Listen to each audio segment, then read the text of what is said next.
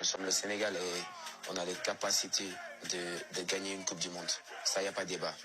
Donc, en tant qu'une grande nation, donc on va aller pour gagner. Donc, il y a des gens qui parlent juste demi-finale. Non, je suis désolé. Voilà, on va juste aller pour gagner, Inch'Allah. Beaucoup le prennent pour un fou suite à son interview. Mais les gars, voilà que moi je suis d'accord avec lui.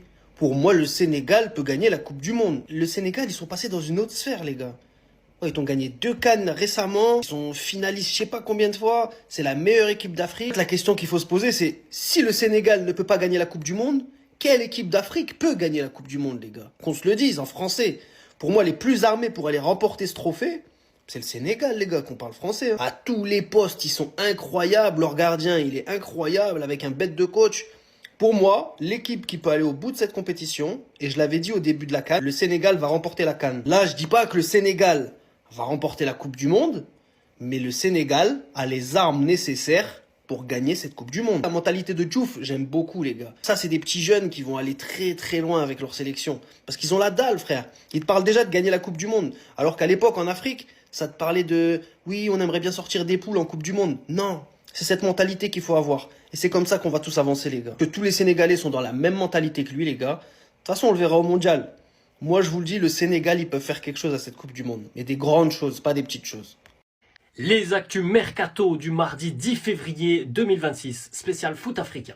Manchester United est très intéressé, les amis, par l'attaquant international sénégalais Iliman Ndiaye. United a ciblé le joueur pour le mercato estival. On verra bien ce qui se passera parce que Iliman Ndiaye est quand même sous contrat pour encore 3 ans du côté d'Everton. Mais il semblerait que Iliman Ndiaye ne soit pas insensible à l'intérêt de Manchester United. Donc ça sera à suivre sur les prochaines semaines.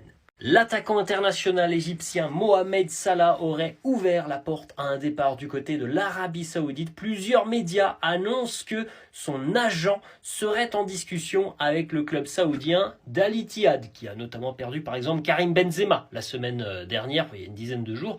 Donc voilà, du côté d'Al Ittihad, on a envie de faire venir une immense star. Après le départ de Benzema, ça pourrait être Mo Salah.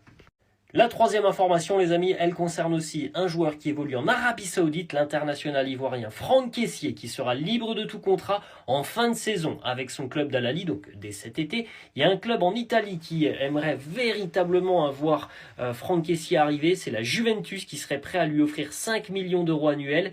Mais bon, attention tout de même parce que du côté d'Al Ahly, on aimerait bien le prolonger et il gagne 3 fois plus. En Arabie Saoudite, il tourne à peu près à 13-14 millions d'euros à l'année. Donc pour la Juve, évidemment que ça va être compliqué de concurrencer sur le plan tout simplement économique, mais sur l'aspect sportif,